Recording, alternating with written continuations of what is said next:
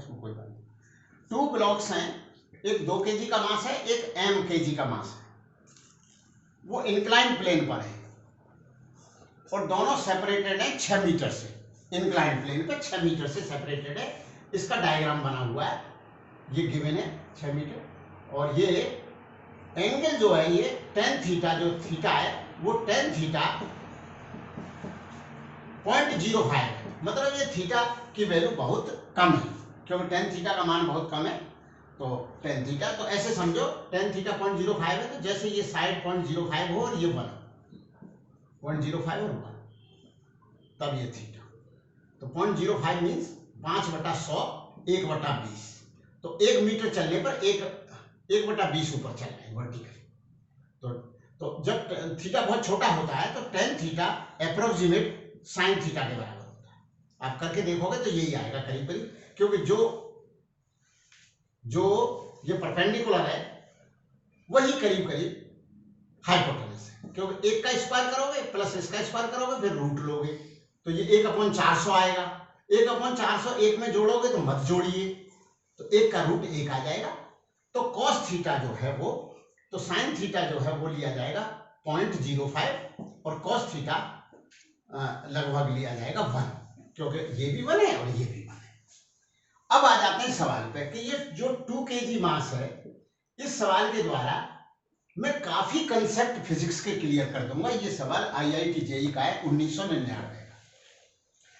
इससे मैं कम से कम 5-7 बातें आपको जरूर बताऊंगा। देखो क्या क्या बातें हो, कैसे बच्चे को सोचना चाहिए, स्टूडेंट्स को कैसे सोचना चाहिए। यहाँ पर m मास का ब्लॉक है, ये 2 kg का ब्लॉक है, इसको 10 मीटर पर सेकंड दिया गया है, फिर ये यहाँ पहुंचा है और ये दूरी 6 मीटर है। ये डायग्राम बना हुआ है, ऑलरेडी गिवन है डायग्राम, क्योंकि as shown in the figure. तो इसका मतलब IIT JEE में डायग्राम बना हुआ था। अब जो कोफिशिएंट ऑफ फ्रिक्शन है वो जो है 0.25 जो कोफिशिएंट ऑफ फ्रिक्शन है, तो इसका जो mg कंपोनेंट नीचे लगेगा, तो mg का जो कंपोनेंट है वो यहां लगा। mg के 2 कंपोनेंट नहीं, mg यहां लगा। अब कंपोनेंट की बात तो आएगी, ये होगा mg cos थीटा और ये होगा mg sin थीटा।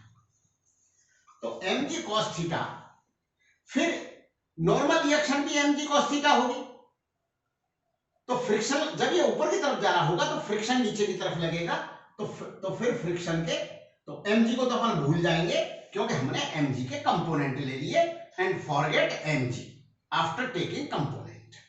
तो जब ये ऊपर की तरफ जा रहा होगा तो इस पर जो रिटार्डिंग फोर्स होगा वो mg sin theta plus mu mg cos theta होगा।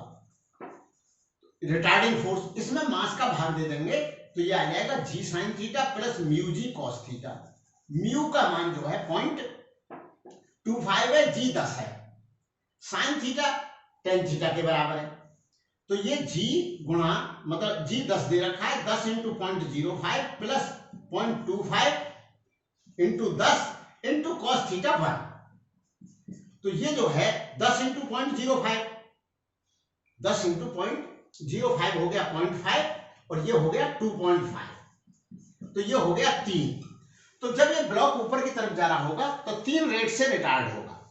0.5 जो है ये नेगलेक्ट करने लायक नहीं है, क्योंकि 2.5 में 0.5 नेगलेक्ट करने लायक नहीं है, तो कि 3 से रिटार्ड हो रहा होगा ऊपर जाते। तो 6 मीटर जाने में इसकी यहाँ क्या वेलोसिटी रह जाएगी वो अभी कैलकुलेट कर लेंगे, और उसे कैलकुलेट करने में कोई दिक्कत नहीं है, क्योंकि आपको रिटार्डेशन पता लग गया। तो you can apply 9th class formula. 9th class formula क्या है, v² = u² + 2as। Acceleration opposite direction में तो नेगेटिव ले लो, तो एक्सेलरेशन एक्चुअल में एक्सेलरेशन नहीं है, वो रिटार्डेशन है, तो 3 ले लेंगे। और v 10 है, तो यहां आते आते इसकी वेलोसिटी क्या रह जाएगी वो अभी कैलकुलेट हो जाएगी। अब मैं धीरे धीरे ये बात इसमें बताना चाह रहा हूं, क्योंकि मेरी बात अगर पूरी सुनोगे इस सवाल की तो आपको कई कंसेप्ट क्लियर होंगे। मैं ये बताना चाह रहा हूं कि जब ये यहां पर इससे कोलाइड करेगा तो जो वेलोसिटी यहां आएगी उससे टकराएगा, और ये रेस्ट में इससे मैं ये भी बताना चाह रहा हूं कि ये यहां पर कोई रखा है कि ये रेस्ट में होगा क्यों, क्या मालूम ये भी इधर चल दिया हो, तो मैं ये बात भी आपको समझाऊंगा। इस प्रॉब्लम के द्वारा बहुत सारे कंसेप्ट बनाऊंगा। ये इसलिए नहीं चलेगा क्योंकि जो mu m g cos theta आया, जब ये इधर चलने को होगा तो एम जी साइन थीटा कम है। अगर एम को हटा दिया जाए तो हम कंपैरिजन तो जी साइन थीटा और म्यू जी कॉस थीटा से ही कर सकते हैं, और फिर जी को भी हटा दिया जाए क्योंकि जी दोनों में, तो हम कंपैरिजन इस बात से ही कर सकते हैं कि साइन थीटा ज्यादा है या म्यू कॉस थीटा ज्यादा है। तो साइन थीटा तो 0.05 है और म्यू कॉस थीटा 2.5 है, क्यों कॉस थीटा 1 है, और साइन थीटा जो है साइन थीटा 0.05 है, और जो है म्यू कॉस थीटा म्यू के ही बराबर हो गया जो कि वो 0.25 है। तो जो अगर नीचे की तरफ ये चलेगा तो फ्रिक्शन इधर अपोजिट में लगेगा, और जब अपोजिट में लगेगा तो लिमिटिंग फ्रिक्शन की वैल्यू ज्यादा है तो ये रुका रहेगा, क्योंकि फ्रिक्शन तो हरकत में तभी तो आएगा कि इसके क्या है टेंडेंसी, ये नीचे जाने की होगी ग्रेविटी, फिर फ्रिक्शन सोचेगा रिलेटिव मोशन अपोज करने के लिए, और लिमिटिंग फ्रिक्शन की वैल्यू उस अप्लाइड फोर्स से mg sin थीटा से ज्यादा है तो रुका रहेगा, क्योंकि वहां तक तो फ्रिक्शन उतना ही लगता है। ये चक्कर है इसका। अब इसमें ये पहुंचा यहां पर, ये तो इसमें इसने पूछा क्या था, अब डेटा और क्या क्या दे रखे हैं वो सारी बातें मैं बताऊंगा। इसमें ये डेटा दे रखा है कि ये इससे कोलाइड हुआ, कोलाइड होने के बाद इसमें एक वेलोसिटी आई, वेलोसिटी आने के बाद ये कितनी दूर जाके रुकता है वो दूरी दे रखी है इसने कि 0.5 मीटर दूर जाके ये रुक गया। रुकने के बाद फिर ये इधर नहीं आएगा। क्यों नहीं आएगा? क्योंकि इसका जो है प्लेन का, इंक्लाइन प्लेन का ढलान बहुत कम है और उसे फ्रिक्शन रोक लेता है। अगर ढलान ही होता तो फ्रिक्शन ना रोक पाएगा, क्योंकि फिर उस समय नॉर्मल रिएक्शन भी बहुत कम होती है और ग्रेविटी का कंपोनेंट अच्छा खासा होता है, और ग्रेविटी का तो फिर उसको वो फ्रिक्शन रोक नहीं पाता।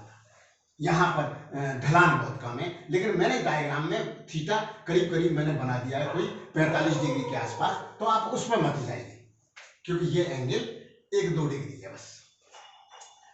तो ये इस तरह की बात है। रेडियन में जानना चाहो तो आप 0.05 इंटू करीब करीब 60 कर दो, तो अभी एंगल भी लगभग मैं बता सकता हूँ कितना है। 0.05 इंटू 60 कर दो, इतना 3 डिग्री के करीब, 3 डिग्री के करीब, 3 डिग्री के करीब। तो आप बोलोगे ये पक्की बात? अरे 100% बात, 100%, क्योंकि जब tan थीटा थीटा के ही बराबर होता है, और tan theta sin theta theta लगभग तीनों बराबर होते हैं यदि थीटा बहुत छोटा हो, और थीटा ये बहुत छोटा है, तो जब बहुत छोटा होता है तो तीनों बराबर होते हैं। तो बराबर काय में होते हैं? वो बच्चे समझते हैं कि डिग्री में बराबर होते हैं, रेडियन में बराबर होते हैं। तो रेडियन 0.05 रेडियन एंगल है करीब करीब, तो 0.05 रेडियन एंगल का जब हम वो बनाएंगे डिग्री, तो उसमें 57 की मल्टीप्लाई कर देते हैं। अब आप कहोगे ये सारी बातें, अरे सारी बातें स्टूडेंट्स को आ जाए तो अच्छी बात है ना, मुझे ये सवाल कराने के साथ साथ सवाल कराना मेरा पर्पज नहीं है, पर्पज ये है कि बच्चों के कंसेप्ट क्लियर हो। तो 0.05 इंटू 57 कर दो। अब कोई बच्चा पूछेगा 57 क्यों कर दो, ये भी नहीं आता। अरे भैया रेडियन जो है, आप सुना तो है कि पाई रेडियन होते हैं 180 डिग्री, और पाई होता है 3.14, ये 180 डिग्री होते हैं, तो 3.14 रेडियन मीन्स 180 डिग्री। और जब आप ये करोगे कि एक रेडियन कितने के बराबर है, तो करीब 57 आ जाएगा। 180 में 57 का भाग दे, 0.14 का भाग दे दो, तो करीब करीब ये 57 है। 4 का भाग दे दो 180, मतलब 60 भी मान लो तो भी एंगल जो है 0.05 इंटू 60 कर दूं तो करीब करीब 3 डिग्री एंगल है बस। मतलब जैसे जो घरों में जो स्लोप ढलान जो देते हैं पानी निकालने के लिए, ऐसा है 2-1 डिग्री 3 डिग्री बस। अब आगे आ जाते हैं, तो वो tan थीटा और थीटा और sin थीटा बराबर कब होते हैं? जब थीटा काय में हो, रेडियन में, तो रेडियन की डिग्री बना लेते।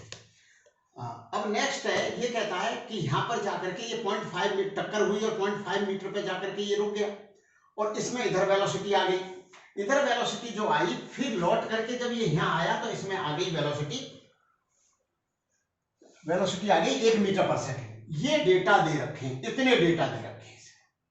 क्या क्या दे रखा है? कोएफिशिएंट ऑफ फ्रिक्शन दे रखा है, ठीक है, एंगल दे रखा है, लेकिन इसकी tan थीटा दे रखी है। यहाँ पर कॉलिजन हुआ, तो कॉलिजन के बाद ये जब हुआ तो ये पॉइंट मतलब जो है कितनी दूरी पे जाकर रुक गया? 0.5 मीटर पे जाकर रुक गया है। और जब ये यहाँ आया है तो यहाँ आके इसकी क्या वेलोसिटी हो गई है वो दे रखी है 1 मीटर पर सेकेंड। अब आप कहोगे ये सब कुछ दे रखा है तो पूछा क्या?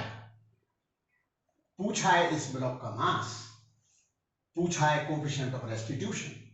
तो अब हम इक्वेशन बनाते जाएंगे, तो जितने हमारे पास अननोन है उतने इक्वेशन बनने चाहिए, नहीं सॉल्व ही नहीं होगा। तो पहली बात तो क्या है, अब आपको बताता हूं इसमें क्या क्या अननोन है। जब ये यहां पर पहुंचेगा तो वो वेलोसिटी नहीं पता, तो वो वेलोसिटी तो इसका 3 रिटार्डेशन है, क्योंकि मैंने बता ही दिया, क्योंकि mg sin theta plus mu mg cos theta होगा फोर्स और m का भाग दे देंगे तो ये 3 आ जाएगा रिटार्डेशन। उस 3 रिटार्डेशन से और 9th क्लास का फार्मूला लगा के यहाँ पर वेलोसिटी आ जाएगी। तो यहाँ पर वेलोसिटी ये आ गई है, v मान लो, v स्क्वायर बराबर u स्क्वायर 10 है माइनस 2 इंटू 3 इंटू जी 2as, s 6 दे रखा है, तो ये 100 माइनस 36 64 और v का मान 8 आ गया। अब ये 8 आ गया, 8 से टकराया है। अब यहाँ पर भूल जाइए, अब यो कहिए कि ये ब्लॉक 8 से और ये 0 से। अब लगा दो मोमेंटम कंजर्वेशन, क्योंकि आफ्टर कॉलिजन ये तो वापस आ गया v2 से और वो चला गया v1 से। अब आप पूछोगे जी आपको कैसे पता, आपको कैसे पता कि ये वापस आएगा? अरे सवाल में ही छिपी हुई है वो बात, सवाल में ही छिपी हुई। मैं उधर ले लेता तो वो नेगेटिव आ जाता, कोई बात नहीं थी, लेकिन इस सवाल में छिपी हुई है। क्या? अगर ये आगे गया है, आगे गया है तो आगे जाके ये रुकेगा, रुकने के बाद नीचे नहीं आएगा ये, क्योंकि जैसे नीचे आने को चलेगा तो इसकी 0 वेलोसिटी है, तो फ्रिक्शन का ज्यादा कंट्रीब्यूशन है mg sin थीटा से, तो नीचे तो वहां ब्लॉक रुका रहेगा। तो बोला इधर वेलोसिटी है तो कैसे आ सकता है? तब तो आ ही सकता है, फिर तो रिटायर्ड हो। फिर क्या है, फ्रिक्शन ऊपर लगेगा, ग्रेविटी नीचे लगेगी, तो फ्रिक्शन ऊपर और ग्रेविटी नीचे माइनस हो जाएंगे, और माइनस ये होने पर 2.5 में से 0.5 माइनस होने पर 2 के रिटार्डेशन से चलेगा, तो 2 का रिटार्डेशन होते होते यहाँ इसकी वेलोसिटी 1 रहेगी। तो यहाँ v2 से चला था और यहाँ 1 हो गई, 1 हो गई, तो खट से v2 आने वाला है। तो बोला कैसे? 9th क्लास का फार्मूला लगा दो। तो बोला कैसे लगाना? अरे भैया v2 स्क्वायर बराबर, नहीं 1 स्क्वायर बराबर v2 square plus 1 is the final velocity, 1 इधर, तो 1 स्क्वायर बराबर v2 स्क्वायर प्लस 2as। अब a का मान 2 है, आपको समझा सकता हूं कैसे? जब ये नीचे की तरफ आ रहा है, ये वाला 2 kg, m kg नहीं, वो तो आगे जाके रुका है 0.5 मीटर। जब ये नीचे की तरफ आ रहा है तो 2 के रिटार्डेशन से, क्यों? फ्रिक्शन ऊपर लगेगा, फ्रिक्शन ऊपर लगेगा और mg sin थीटा नीचे लगेगा, तो म्यू mg cos थीटा में से mg sin थीटा माइनस होगा, तो फिर वो जो है, और फिर m का भाग लगेगा, तो ये सारा होने के बाद 2 आ जाता, m तो कट जाते, mu mg cos theta minus sin theta वही ले लिया tan थीटा, क्योंकि sin थीटा tan थीटा और थीटा बराबर होते हैं जब थीटा बहुत छोटा होता है। ये कैलकुलस की बात होगी, ये आगे जो है प्रूफ करेंगे कभी क्यों होते हैं। तो 2as, s है 6, तो अब ये जो है v2 स्क्वायर जो है माइनस होगा, ये माइनस, क्योंकि रिटार्डेशन v2 स्क्वायर, जो यहाँ v2 बनी होगी इसकी वापस होते वक्त जो v2 बनी होगी तो उसको वो कम रह गई होगी, तो यहाँ आके 1 हो गई, खट से v2 पता लग गया, तो पता लगा 2 दिन 4 6 24 24 और 25 25 का रूट हुआ, तो v2 बराबर 5 है। अब हमें v2 पता लग ही चुका है कि ये 5 है, अब ये 5 है, ठीक है भैया, 5 पता लग गया। यहां जब ये पहुंचा था ये मास 2 kg वाला मास, ये 2 kg का है, ये 2 kg का है, ये 8 kg का है। ये 2 kg वाला मास टकराने के बाद 5 से वापस आया है, 5 से वापस हो रहा है, और 5 से वापस होके यहाँ 1 रह गई है। तो तुम ऐसे समझो जब गाड़ी किसी ढलान पर उतर रही है तो क्या वो रिटार्ड नहीं हो सकती? होती है, फ्रिक्शन की वैल्यू ज्यादा है, ग्रेविटी की कम है, तो नीचे आ रहे हो तो आप रोक भी सकते हो। बोलो सब ग्रेविटी से तो बढ़नी चाहिए, अरे तुम तो रोज देखते हो भाई बच्चे हो कि ढलान पे ऐसे तो मानो वेलोसिटी बढ़ती जाए तो रोज ही एक्सीडेंट होंगे, आप ब्रेक लगा देते हो, भयंकर फ्रिक्शन लगता है ऊपर की तरफ, तो जो वेलोसिटी होती है उससे कम पे ही रोक देते हो आप, ढलान पे भी। तो ये ढलान पे 5 आ गई, इसकी वेलोसिटी यहाँ 5 हो गई। जब ये पहुंचा था वहां 8 था। अब लगा दो मोमेंटम कंजर्वेशन बिफोर कॉलिजन और आफ्टर कॉलिजन, तो आपको कैसे लगाने कि जब ये जा रहा था उधर, ये कवर तो हो रहा है, ये कवर तो हो रहा है पक्का, तो 2 into 8 मोमेंटम था टकराने से पहले, 2 into 8 अब उधर प्लस m into 0 उधर बराबर कर दो 8 into v1 माइनस 5 इंटू 2 -10, -10। अब आप देखिए -10 क्यों करा मैंने? क्योंकि एक का मोमेंटम, क्योंकि मोमेंटम जाते वक्त यूं था, तो बिफोर कॉलिजन और आफ्टर कॉलिजन मोमेंटम कंजर्वेशन लगा रहा हूं। आप कहोगे मोमेंटम कंजर्वेशन तो तब लगता है जब एक्सटर्नल फोर्स 0 हो, यहां तो फ्रिक्शन लगा है। अरे वो तो नेगलेक्ट कर दिए जाते हैं, और नेगलेक्ट नहीं भी करो वो तो आगे आ जाएंगे ना कि फ्रिक्शन की वजह से कितना घटा। तो हम कैसे लगाते हैं momentum conservation? Just before collision, just after collision momentum को बराबर कर दो, क्योंकि जो टक्कर के जो कॉलिजन है वो action reaction equal and opposite है। इसने इसको यूं मुक्का मारा, इसने इसको वापस करा, वो दोनों कट गए फोर्सेज, तो नेट एक्सटर्नल फोर्स 0 माना जाएगा। तो m इंटू 0, तो ये आ गया 8v1 बराबर 8v1। ये तो आगे दिखे 8v1 बराबर 8v1 बराबर 26 हो गया। तो v1 बराबर आ गया 26/8। 26/8 तो बंद कर देना। तो जाते वक्त मोमेंटम था कितना? टकराने से पहले जस्ट मोमेंटम था 16, क्योंकि इसका तो 0 था, और टकराने के बाद उसका mv1 है, और इसका पीछे की तरफ 10 है, तो क्या 16 बराबर mv1 - 10 है। तो ये इतना अपन मिटा देते, कोई बात नहीं, बच्चा नहीं है। क्या हो गया? mv1 बराबर 26 हो गया। ठीक है। अब एक बात और है कि वो जो v1 है ना, वो कितनी दूरी पे जाके रुक गया? वो कितनी पे जाके रुक गया? वहां से v1 आ जाएगी है। वो कितने पे रुका है जाकर? देखो कितने पे जाके रुका? 0.5 मीटर पे। तो लिख लो कि v1 स्क्वायर माइनस 2as बराबर 0। तो v1 square minus 2 into 0.5 into नहीं, a 2 रिटार्डेशन 2 है, 2 इंटू एस कितना है? 0.5। तो कितना हो गया? 4 इंटू 0.5 8 हो गया। 1 इंटू ही हो गया।